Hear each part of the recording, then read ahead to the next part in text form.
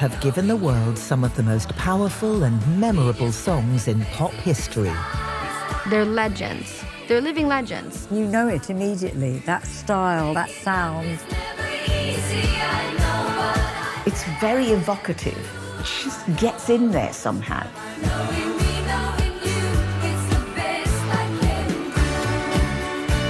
Their music has stood the test of 5 decades and is celebrated the world over. There was no hype that they had to live up to. They created their own hype. But 40 years ago, it was a different story. The band fell apart, and ABBA slipped into obscurity. I think they were just sick of it by that point. Suddenly, ABBA began looking a little bit passé. We tell a remarkable tale that spans 4 decades. How Benny and Bjorn experimented with new music and new artists. It was an absolute thrill. I couldn't believe it that we made it to #1. While Agneta and Frida both chased international solo successes. I remember being amazed when Phil Collins said, "Frida from ABBA has asked me to do an album." But their lives would be littered with tragedy and loss. Agneta was going through a very serious and dangerous situation. She was a prisoner in her own home for nearly 2 years because of this man. Frida lost her daughter after a car accident, which was a tragic event. In this extraordinary documentary, we hear from the band's close friends. I'm not surprised that they took a break because they wanted another playground. Collaborators. Benny told me about the project and I thought it was really exciting. Music industry insiders. Seeing her back as a more mature, confident woman was a really beautiful thing to see. And stars of Mamma Mia. They said, "Would you like to be Meryl Streep's friend in it?" And I said, "Yes." One of the most successful movie musicals of all time. The first day, Benny's on the piano. I said, "Let's sing Dancing Queen." We look back at an incredible journey. They have survived everything that the world can possibly throw at them. And tell the remarkable story of ABBA's missing 40 years.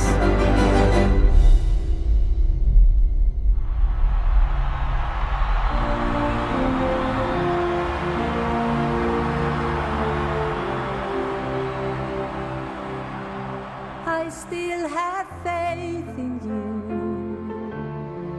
I see it now. ABBA, the world's biggest-selling pop band of all time, are back in force after a 40-year break.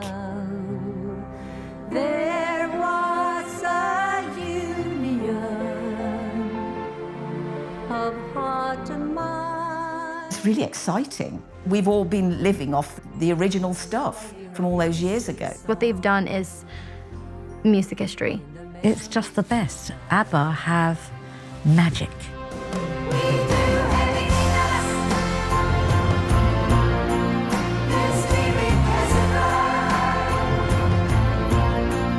This announcement in September 2021 of a return album, Voyage, and a brand new show was the news the world had been waiting for decades. ABBA are back together officially. This is huge. That was just like childlike wish fulfillment. I'm very surprised because I thought they would definitely be never going to play again. Fans from all over the world went wild when seeing this incredible footage of Super Troopers Agneta, Bjorn, Benny and Frida, now all in their 70s, reunited in a studio for the first time since they split 40 years ago. I was really thrilled seeing these photos. Frida, she told me about this. She said it was so warm and so exciting and a bit strange, but yet very familiar. It was so joyful to be together in the studio again, the 4 of us. The initial project was shrouded in secrecy, and at first was only meant to be 2 songs, I Still Have Faith in You and Don't Shut Me Down. A while ago I heard the sound of children's laughter. Now it's quiet, so I guess they left the park. One of those people entrusted with ABBA's comeback was renowned sound engineer Bernard Lohr. Going down, it's getting dark. I realize I'm cold. It was Benny that told me first about the project, and I thought it was really exciting.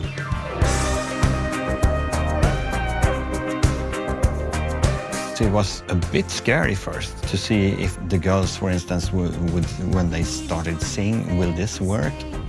Björn and Benny was sitting in the control room just waiting to hear them sing together. Emotionally, it was, yeah, the biggest thing was when they started singing and it sounded so good.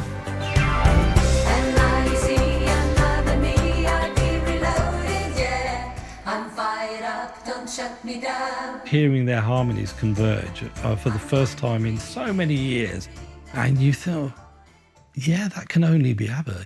Do I have it in me? I think it's wonderful that they are there and that you can hear the age of the singers and that you can hear the maturity of them. I felt a sense of like familiarity, which was really nice because I'm a big fan. So like hearing that, you know, was like, oh. It's like ABBA, you know, it's still ABBA and they're back.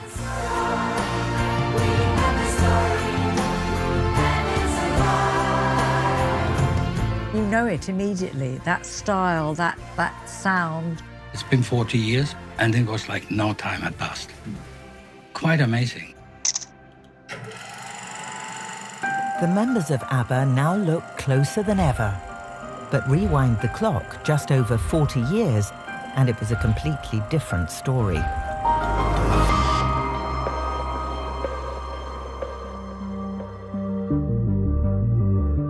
Back in 1981, after almost 10 years of huge success, ABBA seemed to be running out of steam.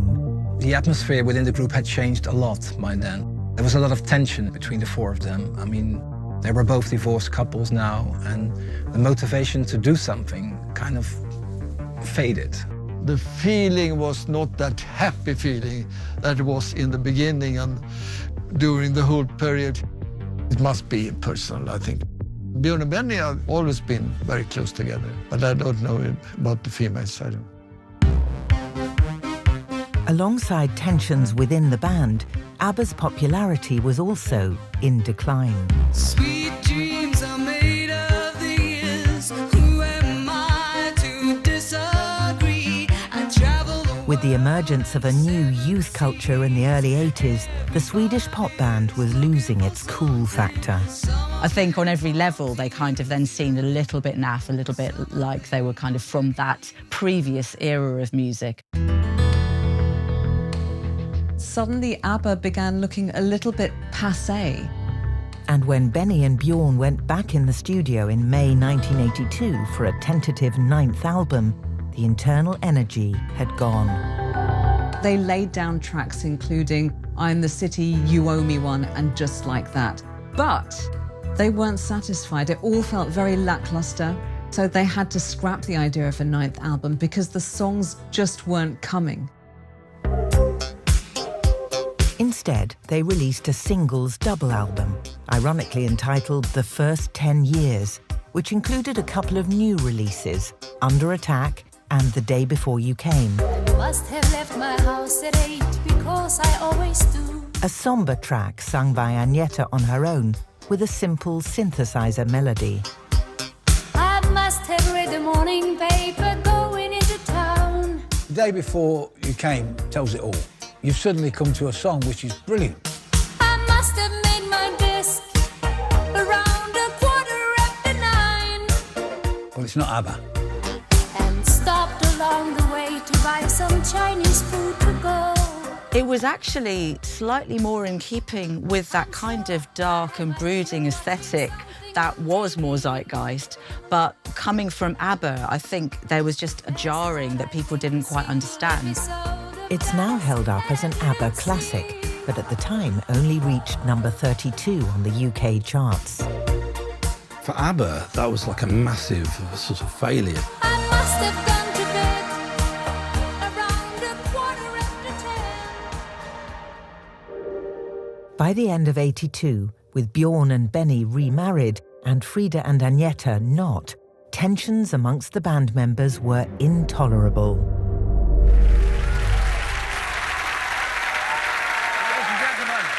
four members of ABBA. Invited on Noel Edmonds' Late Breakfast show to promote their new tracks, you could have cut the atmosphere with a knife. It was a difficult time because there was not a lot of motivation left for ABBA to continue, and Björn and Benny were both fathers again. The papers recently have been full of stories that you're going to split eventually. You're not? No. Well, they're obviously relieved to hear it. I was just going to ask you if that ever occurred to you and who would make the decision. I mean, would it be a joint decision? It would, yes. The tension, the body language is almost unbearable. I mean, I sort of remember it looked strange to me at the time. Frida looks so incredible. Like she's got this punky haircut, which is a kind of classic post-divorce kind of gesture. It's very telling because body language does not lie. So even though with their mouths they're saying, no, we're completely together, actually their behaviour is not very together. What I'd like to do, really, is just ask you to publicly tell us your favourite ABBA tunes. No, it's really a difficult decision because, I mean, Ben and Bjorn has written so many good songs. Thank you. Thank you. Yes, but you should know about that by now. Well, you never said that. Okay, so it's the first time. No one knew it then, but this incredibly uncomfortable appearance would be ABBA's last ever TV interview and would mark the beginning of a long and tumultuous 40 years apart.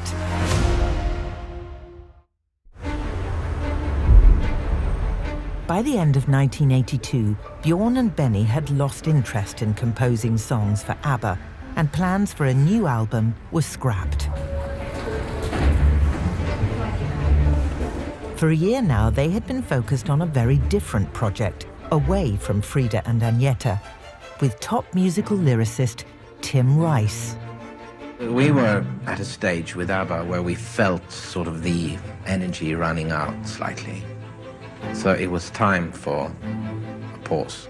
Bjorn and Benny decided that things were coming to a close before the women were aware of what the schism was going to be and what their plans were going to be after that point.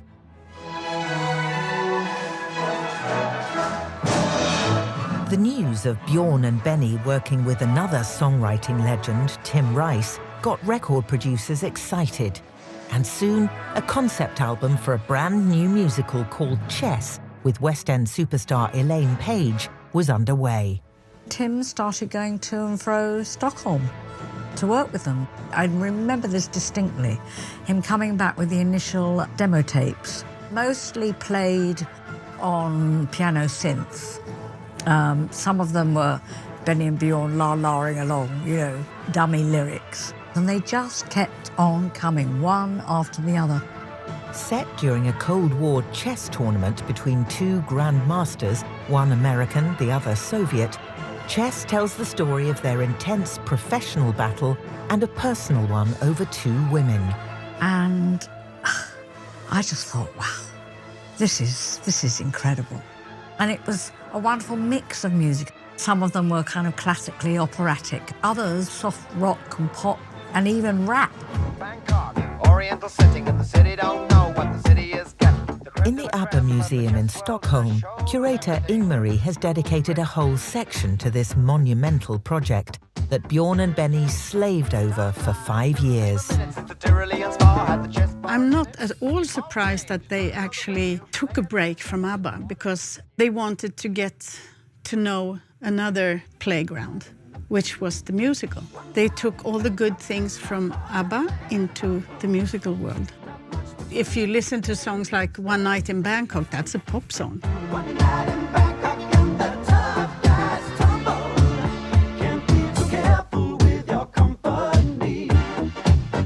It's a different concept, it's a different challenge, but arguably, Chess has got songs that were probably more suited to ABBA than anybody else.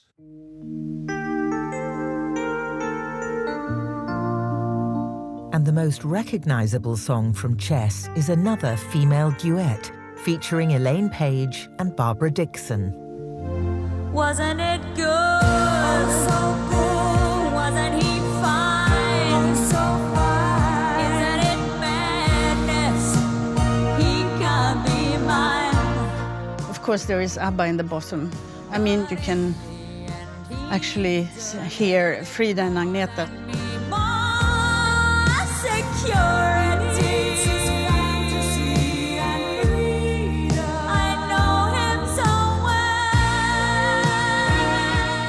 Well, it was a challenge, you know, because I wanted to do my best. I remember thinking the attention to detail.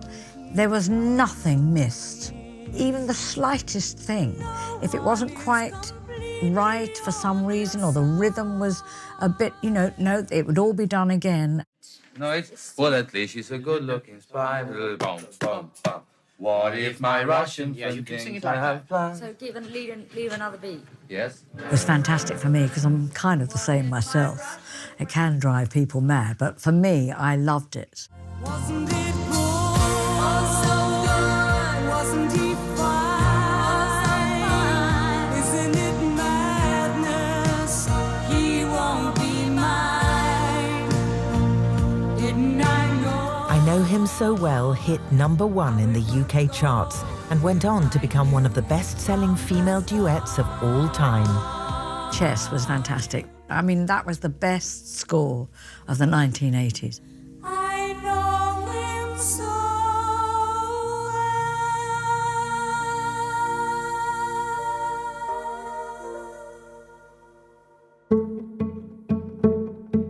On the back of the worldwide success of the concept album, a West End stage show in London was inevitable. I can't imagine Benny and Bjorn being daunted or nervous about anything ever. But when Chess launched at the West End, there was a huge amount of international interest. When it comes to the opening of Chess, of course, it was a ton of stress. I believe I'm right in saying was, at that time, the most expensive musical ever to open in the West End.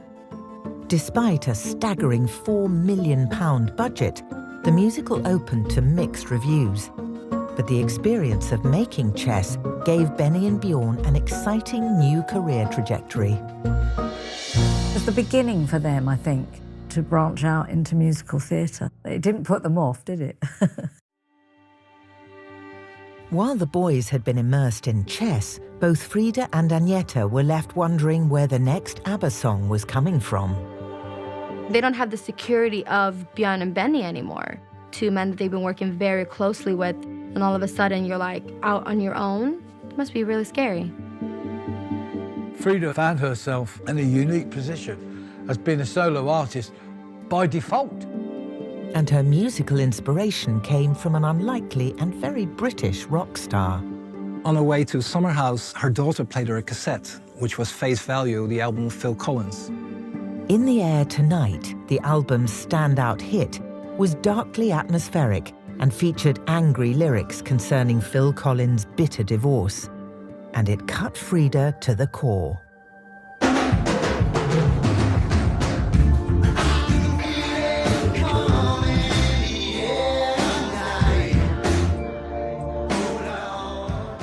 She loved the Face Value album that Phil and I had done together.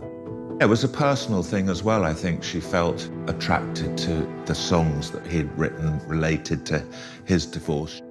Inspired by Face Value, Frida found the strength to break free from ABBA and record a solo album. And she asked Phil Collins to produce it. ABBA has been working for 10 years now. And in a way, I feel that I'm stuck in a pattern, you know. And as my life has changed so completely in other respects, I feel that it's a necessity to change even the musical aspect.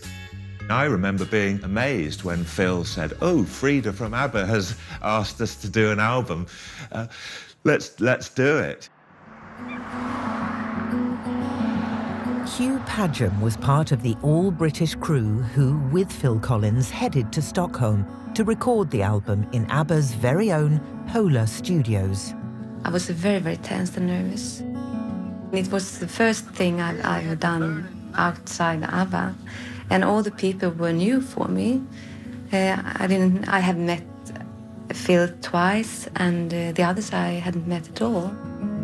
Everything was kind of strange to her, and she was so nervous, and that she had to call in the sick the next day, so the second day of recording. Okie doke. A little bit of guitar, please. I can imagine if I'd been in her shoes and being outside your comfort zone like that, it would have been quite nerve-wracking. Because we all knew each other, so she was like thrown in with all these guys. I can't even imagine what it was like, because I know what I've been through. I've been in way too many sessions where it's like me and 5 men. Just being in that room is intimidating in itself. She was kind of subdued and a little bit timid, and she didn't really dare to say what she wanted in the album, what she wanted to be like. Phil was kind of annoyed about this and tried to convince her to speak out and to say, it's your album, baby, he said. You have to decide.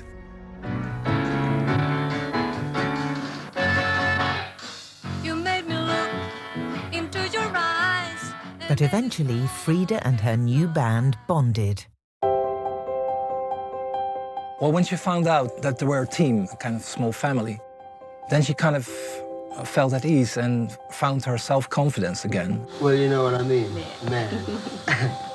She had this sort of hair thing going on, and when she was singing, she used to put her headphones on under her hair. She didn't want to mess her hair up.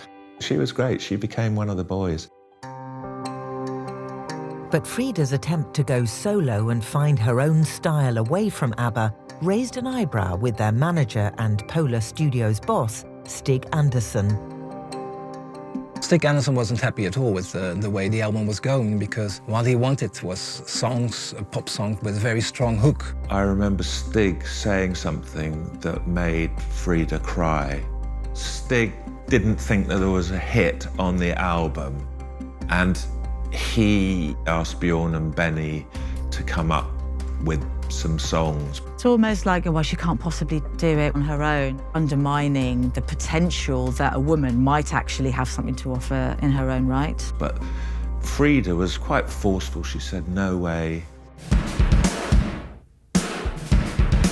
Frida proved Stig wrong, and the stomping title track, There's Something Going On, tellingly about a woman who suspects her lover is having an affair, was an international hit.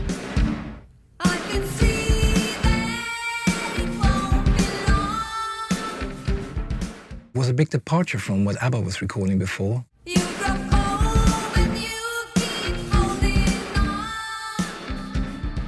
She clearly said, Phil, whatever you did on In the Air Tonight, I'd like quite a lot more of that.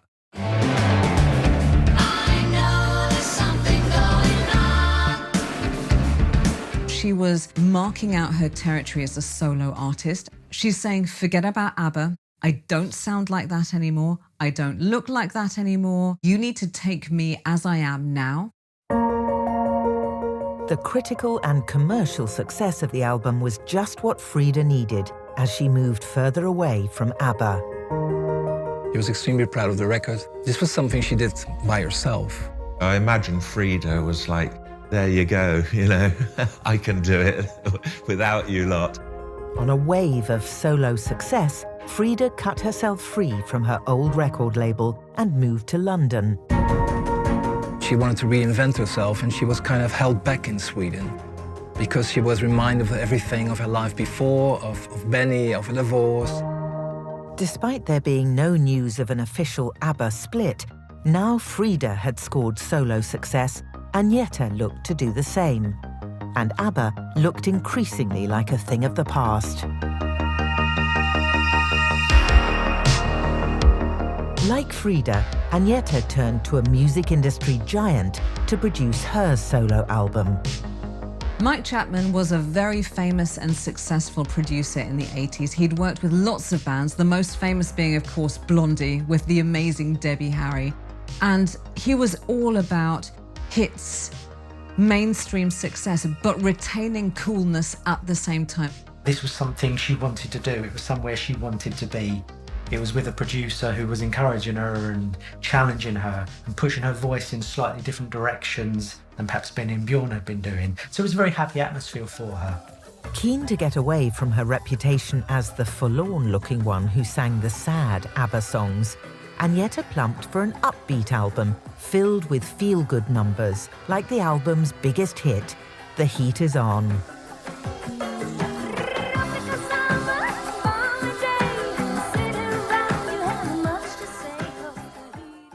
Wrap Your Arms Around Me was a very positive summer kind of album with a lot of romanticism in it. Agneta, who had never been a fan of interviews during the ABBA years, was now having to brave the cameras and promote her album alone. It was something she knew she had to do rather than something she wanted to do. Despite or because of maybe her beauty, there was a nervousness about just being seen as being the face rather than being a serious musician and a serious professional. This wasn't helped when she suffered this excruciating interview on BBC Breakfast Time. We're here to promote the record, and there's an album coming out later in the month, which is called... Yeah, the album comes the last of May, and it's called Wrap Your Arms Around Me. I might. But tell me, why are you sweet or universally so infuriatingly beautiful? A friend of mine called you clones. He says every time you see a Swedish woman or know you're going to meet one, you know she's going to be beautiful. The constant focus on her physicality, her beauty, her sexiness was extremely destructive for Agneta. It hurt her sense of confidence as an artist. And when asked about the future of ABBA, Agneta appeared optimistic. Frida's working for herself and I'm working for myself, but we still try to keep the group together. But within a couple of years, Agneta and Frida would make life decisions that would shock fans the world over and shatter any hopes of a reunion. 2 years after the unofficial ABBA split, Bjorn and Benny were devoted to their musical chess, and Agneta had released her pop solo album, Wrap Your Arms Around Me. On the back of her successful collaboration with Phil Collins, Frida was confidently building her solo career outside Sweden and ABBA.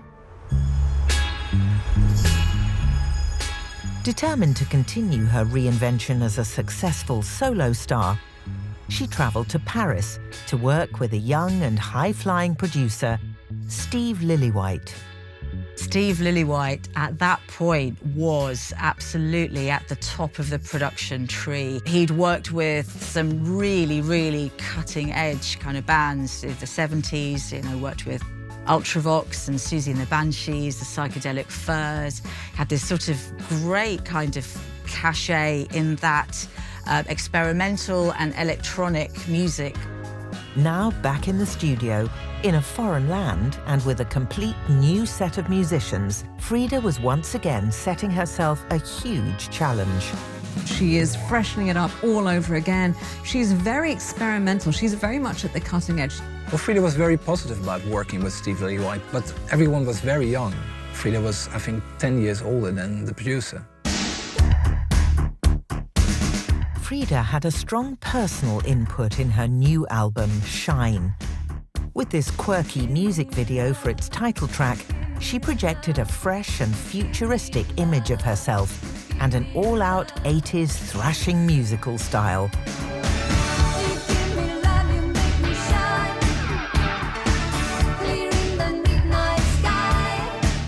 It's very much about punching into the 80s. A very aerobics-inspired choreography. The wardrobe is all neon, all plastic, lots of shoulder pads, very angular.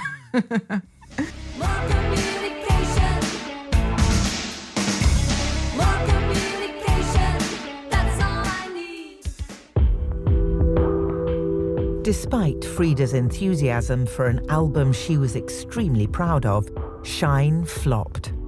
Frida was very disappointed because she really felt 100% for this album. She felt like she was opened up creatively. She probably wanted to try and prove the Stig Andersons of this world wrong. So when the album wasn't successful commercially, that would have knocked that confidence back quite considerably. It seemed like success was kind of fading away, so everything kind of stopped. Her confidence knocked, and approaching 40, Frida quit the fast pace of London.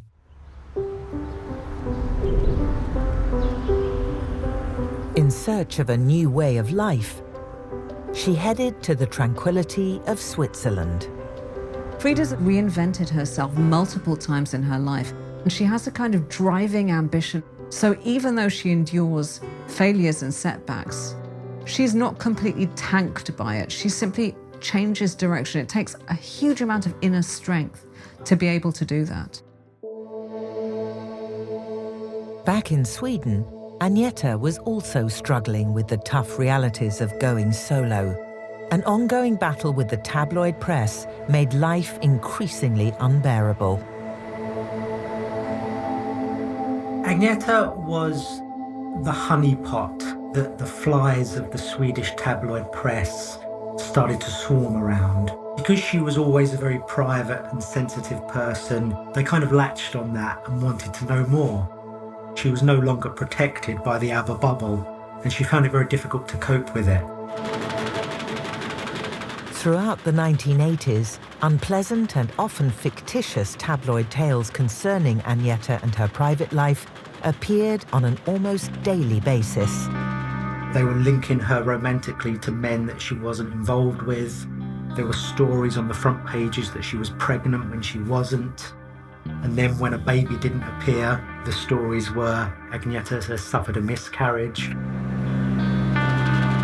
Feeling under siege from the media, Agneta became increasingly reclusive, refusing to do any promotional work on releasing new material. She just didn't want to do that anymore. I mean, there's loads of interviews you can see where you can see she just doesn't want to be there. The only recourse she had was to say no. I'm not doing your interviews. So she began to withdraw more and more into seclusion. Agneta did have one final throw of the dice when in 1988 she flew to London to promote an album on the Wogan chat show. The track she chose to sing was fittingly titled The Last Time.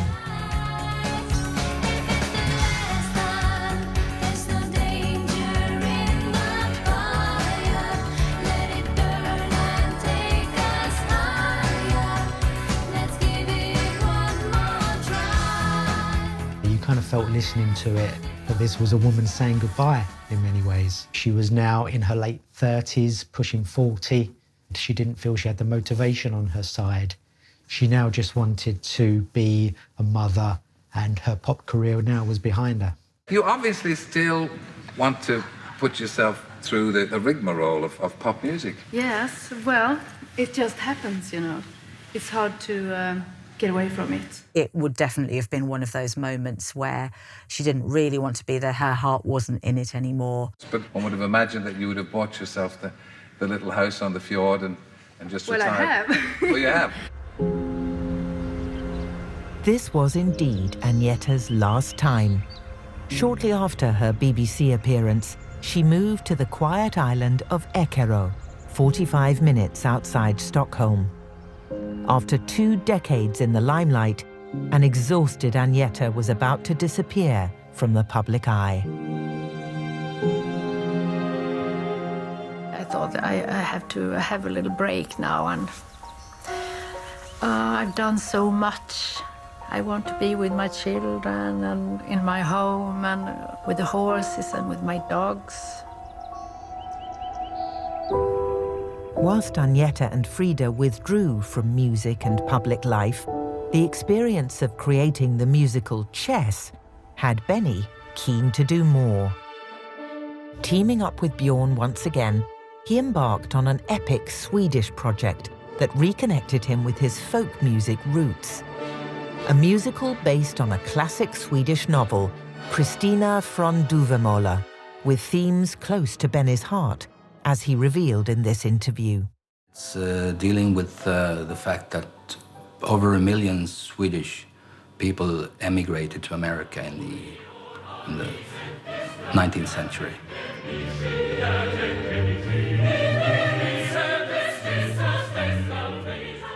Kristina från Duvemåla couldn't be further away from the glitter and the gloss and the spandex of the ABBA years.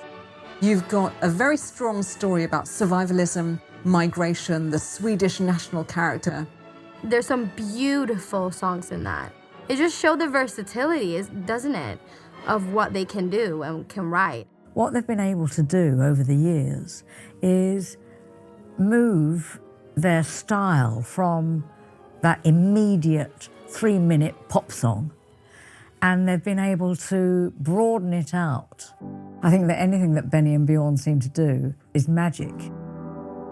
Kristina från Duvemåla was a critical and commercial hit in Sweden, attracting an audience of more than 1 million people and elevating Bjorn and Benny to national treasure status.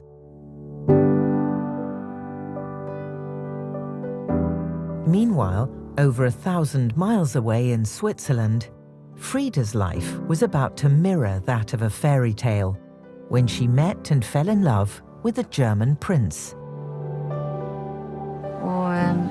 Russo förändrade mitt liv enormt mycket. Och han förde med sig glädje och kärlek och 2 nya barn, mina styvdöttrar. She looked more relaxed and more at ease with herself. She had overcome a lot of insecurities. She has a more classy look now. She's not so rock-edged anymore. The romance with Prince Russo Rus resulted in a marriage in 1992. Frida's personal journey has been completely fascinating. She went from being the orphaned child to a global superstar, to stepping away from fame, and then marrying into German royalty, on top of being musical royalty herself. With Frida living a new, exclusive life in Switzerland, Agneta retreating to her remote Swedish island, and Benny and Bjorn dedicating themselves to their Swedish musical, by the early 90s, the former ABBA members couldn't have been further apart. But an unexpected revival was about to send the world ABBA crazy once again. I really fell in love with them when I took my daughter and my nieces to see Mamma Mia the musical.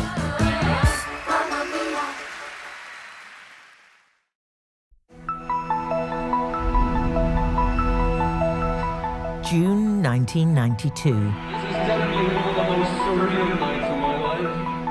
Appearing in front of a huge crowd, Benny and Bjorn were invited on stage by U2 to play a stripped-down version of their absolute classic hit, Dancing Queen.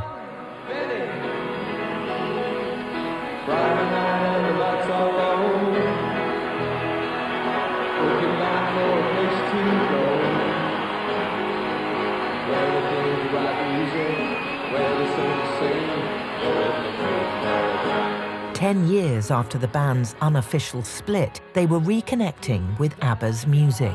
There was a moment when Benny and Bjorn changed their mind. Instead of running away from ABBA, in the 90s they decided to turn around and run straight back towards ABBA.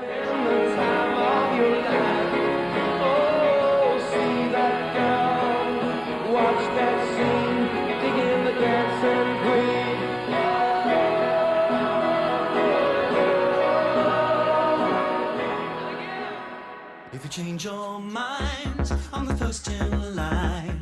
Honey, I'm still free. After being ignored for almost a decade, the music of ABBA captured the zeitgeist once again. There was absolutely a need and a desire for optimism. The 90s went back into having this no-holds-barred, front and centre pop music. So it was really a great breeding ground decade for the shiny pop that ABBA had been making to come back into vogue again. In 1992, British band Erasure paid tribute to their favourite group and released an EP of ABBA covers. I mean, I just had a passion. I really had a passion for them, and I just thought, I thought they were undersung. These songs were so kind of impressed on me. I had to do them. We just had to do them. I had to do them live, had to do them just to get them out of my system, the songs. You wanted to leave me there, afraid of a love affair, but I think you know, but I can't let go. ABBA-esque gave Erasure their first #1 single in the UK chart and bolstered ABBA's renewed popularity. something was bubbling in the zeitgeist, and we just happened to put this thing out at the same time, and I'm really glad that I was part of it. ABBA's record label jumped on the revival wagon, and that same year released ABBA Gold, a compilation of all their greatest hits that cemented a legacy that Bjorn and Benny could never have dreamt of.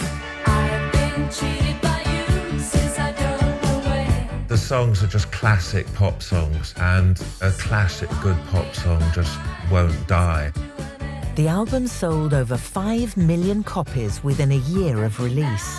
We were in the height of the CD era then, so this was racked up in every supermarket, record shop, anywhere that sold music. So that was the opportunity for women in particular to be able to kind of grab the CD off the shelf, play it, dance around the kitchen with their kids, introduce those songs to that up-and-coming generation as well. I don't even know if it has been out of the charts in the 30 years since it was released. That really was the catalyst of their reappraisal. After ABBA Gold, it was like full speed ahead.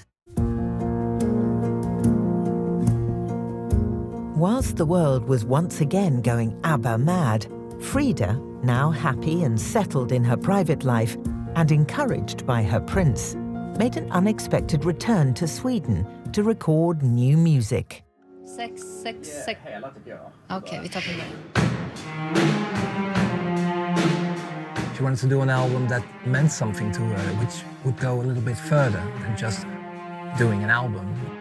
But having spent a decade away from the studio, the return was challenging. När man inte tränar dagligen så blir ju också den muskeln som heter stämman slapp, precis som många andra muskler som man inte tränar. Och sen så sjunker rösten med ålder. Det är inte så mycket man kan göra åt. Den hamnar alltså i ett lägre läge. Frida's efforts paid off and resulted in this elegant single, Oven en Blomma.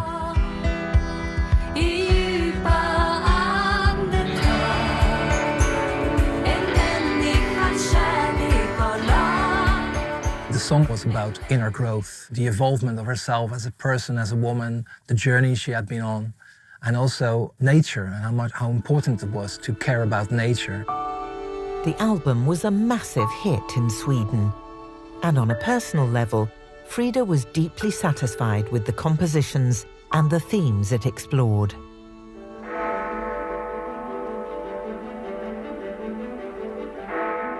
Meanwhile, as the resurging interest in ABBA's music grew, in London, Bjorn and Benny were in talks about an exciting new project. A musical built around their greatest hits that would introduce ABBA to an even wider audience. I really discovered them when I took my daughter and my nieces to see Mamma Mia the musical. Not thinking I was going to, sorry boys, not thinking I was going to enjoy it at all. And I was just blown away by it. The musical was the brainchild of theatre producer Judy Kramer, who came up with the idea while working on Chess with Bjorn and Benny a decade earlier. It was one woman's obsession with ABBA that actually got this musical off the ground. I mean, she lives ABBA, I think, Judy. I know Judy Kramer had approached Benny and Bjorn many times over, saying, please let me do this, please let me do this. And they said no, for starters. But on a warm summer evening in 1995, after enjoying Grease on the West End stage, Bjorn had a change of heart and saw the potential in Judy Kramer's idea. And then they said, yes, come up with a good script. Now under pressure to come up with a good story, Judy Kramer turned to playwright Katherine Johnson. The plot of Mamma Mia was hashed out at Paddington Station, probably over a congealed sandwich and a cold coffee, by Judy Kramer and her collaborator Katherine Johnson, who was a traditional, very respected, old-school theatre lady. Thoughts started spinning, and suddenly Katherine had this vision. What about a young girl? She doesn't know who her father is, and she's getting married And she invites 3 guys who could be her dad based on her mum's diary, and they all show up at this lovely Grecian event. And then Judy just said to her, "You're not taking the train, you're sitting down. Now we're working." It sounds so crackers, but it's a very strong idea because it's all about love and family and belonging, and that's what ABBA's about. Judy then turned to celebrated theatre director Phyllida Lloyd to complete the all-female creative team. I loved it that there was a team of women. It just makes it feel special and empowering in many ways. When word got out that production was underway, the project made headlines all over the world, leaving Agneta and Frida to hear about it at the same time as everybody else. When Frida heard about the musical Mamma Mia through the media, it was reported that the musical would be about the story of ABBA. She immediately sent off an angry fax to Björn saying like, "What the hell do you think you're doing?" But once again, the tabloid press was speculating and had got it wrong. Björn, of course, replied that it wasn't the case at all. It was a completely different story. After which she eventually became one of its investors.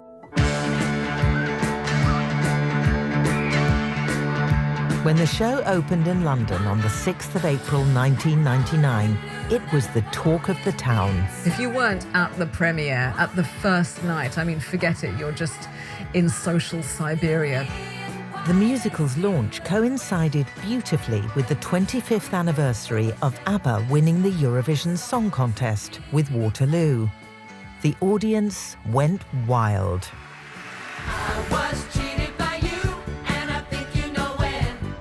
I don't think I've ever experienced something like that. It was like, I don't know, a mashup between a late night disco and a theater. It was amazing. Oh, it's magic. People were chuckling, and then people were laughing, and then people were dancing and laughing. Mamma Mia became one of the highest-grossing musicals of all time, generating another huge wave of ABBA fans. The music was just so infectious and so uplifting and so moving that I immediately bought the album.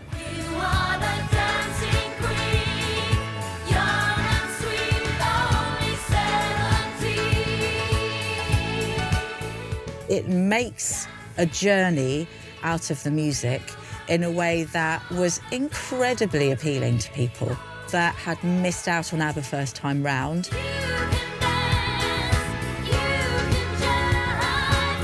A lot of people in my age who weren't really like super into pop, that was their first introduction to ABBA songs. With a tidal wave of new ABBA fans, the world media became obsessed with a possible ABBA reunion. Are you surprised that ABBA keeps coming back and back and back? Are you surprised? Yeah. No, we never came back. That's the good thing about ABBA. No, we never reunited. But on that opening night, while Björn and Benny were heralding an ABBA revival, Agneta and Frida were nowhere to be seen.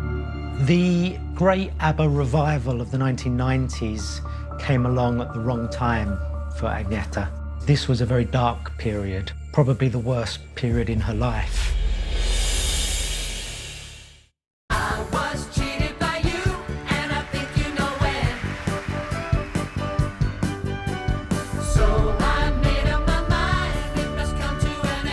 The glitzy opening of the most anticipated musical in decades, Mamma Mia.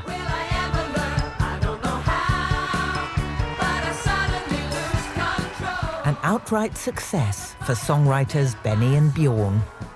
But that night, there were 2 conspicuous absentees. What do Agneta and Frida think about this? Have they seen it? We don't know yet because they haven't been here yet. No. They should come because they are as much a part of this as we are.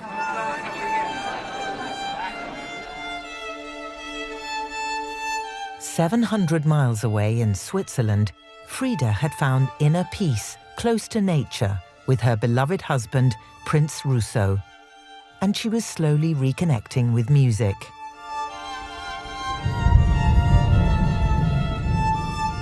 But on a dark winter's day in 1998, her happiness was shattered when she received the tragic news no mother wants to hear. She lost her daughter after a car accident, which was a tragic event which struck very hard. This tragedy left Frida in a state of shock for many years, as she revealed in this intimate 2016 interview. Det tog väldigt lång tid. Det tog väldigt många år. Och av en obegriplig sorg. Jag vet, man känner sådär att men vi börjar gråta, det ska jag inte göra. While dealing with this unbearable grief, a year later, tragedy struck again. Her beloved husband Russo passed away at the age of 49, leaving a huge void in her life, as she reflected in the same interview. Och han var en absolut fantastisk, underbar, spirituell, rolig människa. Jag älskade honom överallt. Så det var klart en jättesorg att det här skulle drabba oss, att han fick cancer, 49 år gammal. Plunged into deep grief, Frida once again stepped away from music and public life.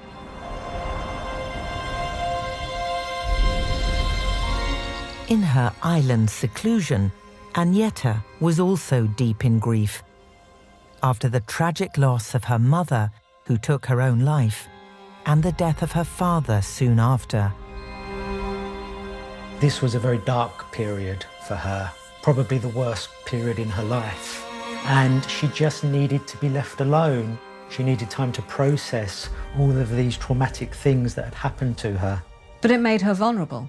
It made her vulnerable to being targeted, not just physically and practically, but also emotionally. And someone did indeed take advantage of Agneta's emotional vulnerability. She had somehow become involved with a crazed stalker fan called Gert van der Graaf. He was a forklift driver, he was Dutch, he was obsessive, he made no secret of it. He found out where Agneta lived, and eventually he bought a ramshackle little wooden house about a mile from Agneta's house. And every day he would post a letter in her letterbox. She had reached a point in her life where I think she was just very fragile, and the idea that there was somebody out there living close to her that was interested in her, that wanted to get to know her, I think she felt slightly worn down by him, but was willing to see why did he want to know her. So she opened up her life to him. And they had some kind of twisted romance that she broke away from after a short period of time, but he continued to stalk and harass her with thousands of phone calls and letters. The media label her as a recluse. What they didn't understand was that she was too frightened to leave her house. After years of legal battles, Gert was eventually given a restraining order and was banned from entering Sweden.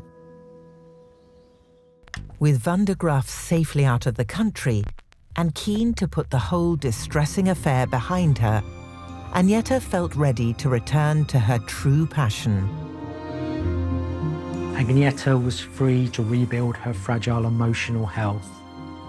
And one of the ways she started to do that was listening to music again. And it was the music that she had fallen in love with as a teenager.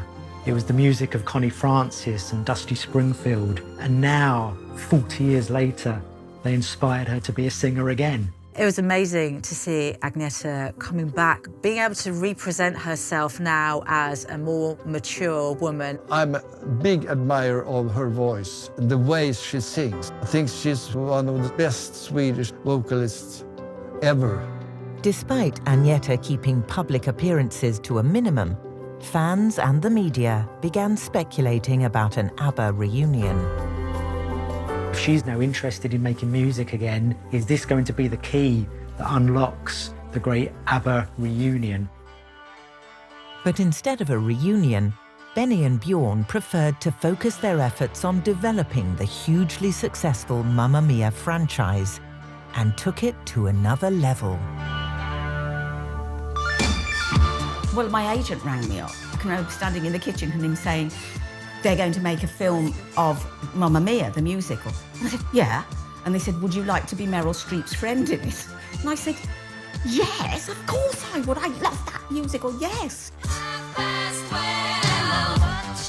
Based on the stage show, the movie attracted a stellar cast. Mamma Mia is pure escapism.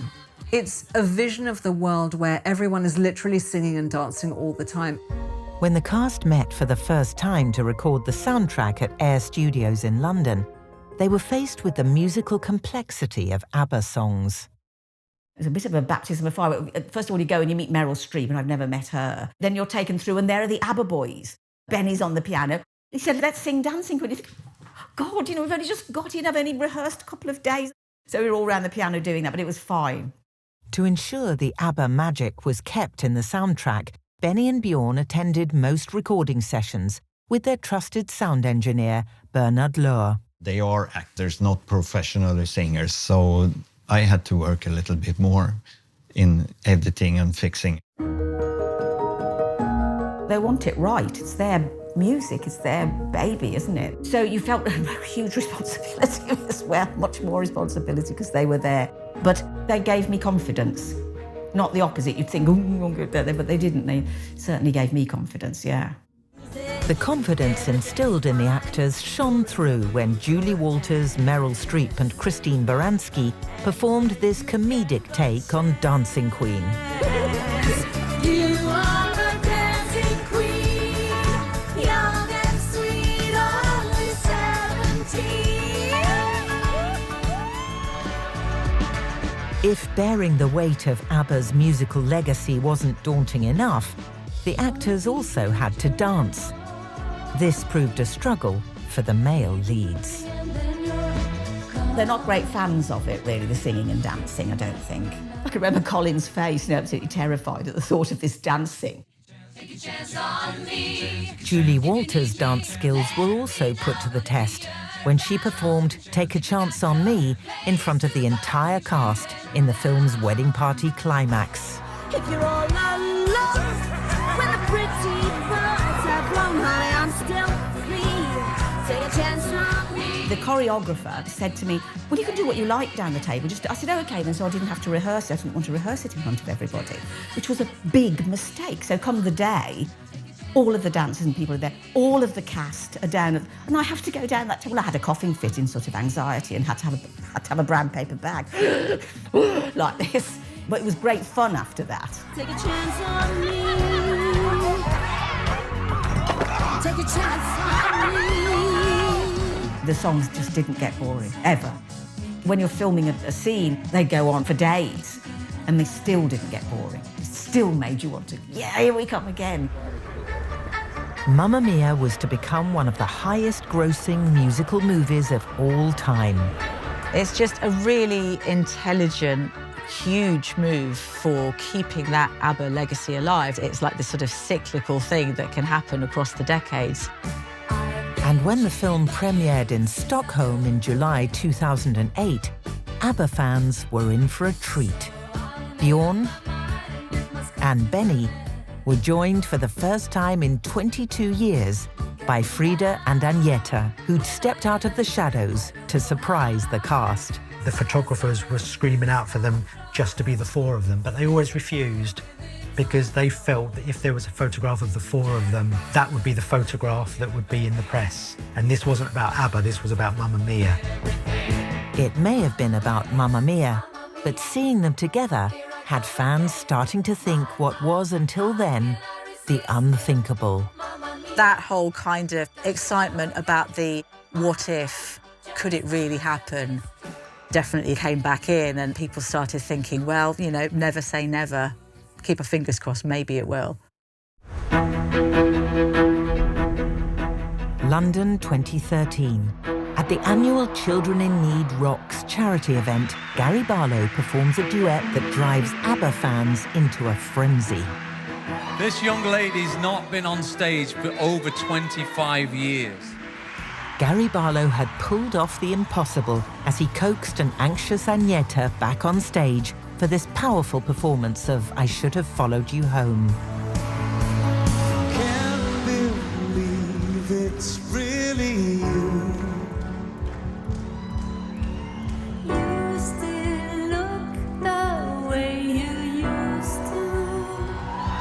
It's obvious that Agneta is nervous. She's looking at Gary Barlow for reassurance.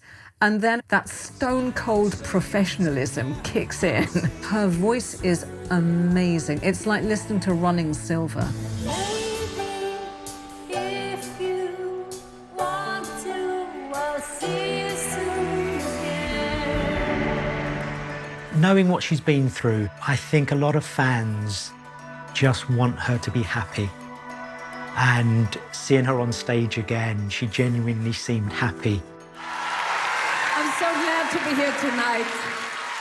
Thank you, Gary. Thank you, everyone. Her confidence now growing, Agneta embraced the Mamma Mia musical phenomenon and started attending promotional events. In coming back out into public life, Agneta is leaving the door open for the ABBA reunion because let's not forget, they never broke up. You know, putting something on standby is not the same as unplugging it. A couple of years later, at a private event, Agneta went back on stage, this time with Frida. And that night, the two of them truly brought the dream of an ABBA reunion one step closer. We would love to dedicate this song to you from us, Agneta and myself. 2016 was the 50th anniversary of the day that Benny and Bjorn met. Agneta and Frida naturally were invited, but what we didn't think happened was that they would get on stage and sing a song. We can face it together, the way all friends. The only record of that special moment is this mobile phone footage of Frida and Agneta reunited in song for the first time in over 30 years.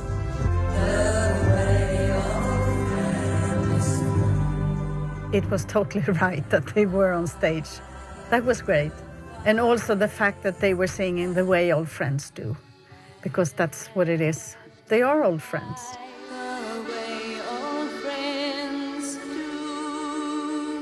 With friendships rekindled, in 2018 it finally happened. ABBA announced they were getting back together for a very special show.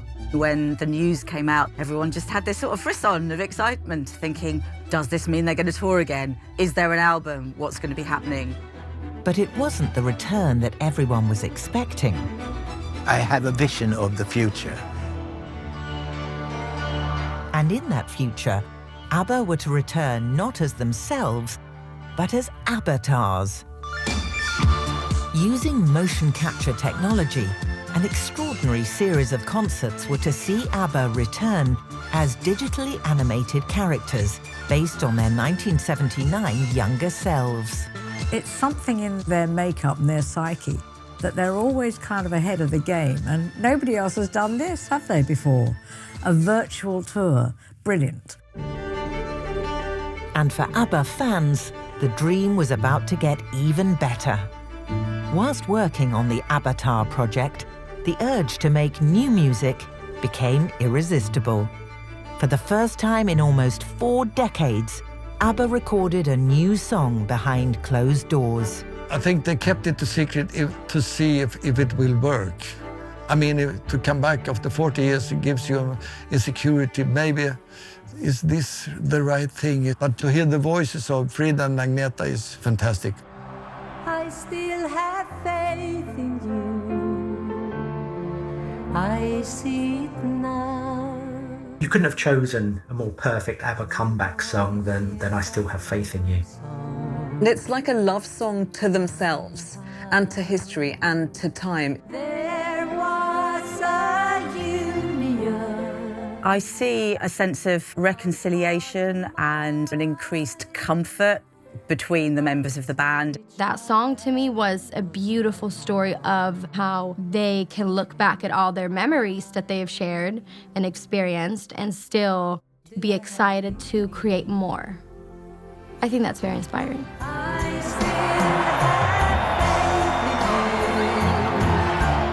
Since going their separate ways 40 years ago, the 4 members of ABBA have experienced a roller coaster of triumphs, adversity, and tragedy. They went through pain and trials and tribulations and suffering, and yet they're still friends. And underpinning those 4 tumultuous decades is a musical legacy that has grown beyond all expectations. My God, that is an incredible tribute.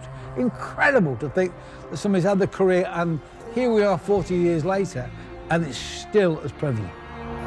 I don't know what kind of artist I would have been, or if I even would have been here right now if it wasn't for ABBA. It's a gift. They got the gift. Kind of goes on and on and on. It gets to people. It's magic.